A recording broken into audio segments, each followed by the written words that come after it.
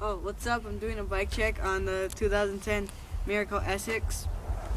Starting in the front, we got some Odyssey matte Berginger or something like that grips, and Odyssey bar ends with some Black Label bars, 8-inch rise, and then a Black Label stem.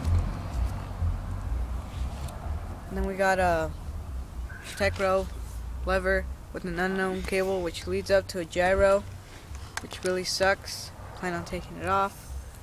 Down here we got some Black Label forks, tapered, and then we got an Alex Y03 rim in the front, Innova tire in the front and the back, and then back here we got a Black Label rail seat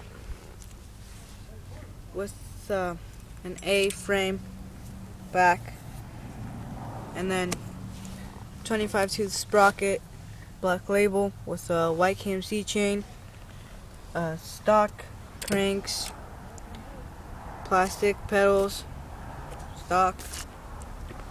Then we got back here we got a Alex Y03 rim with a Black Label hub, and then it weighs around 24 pounds, and this is the bike, or the hub.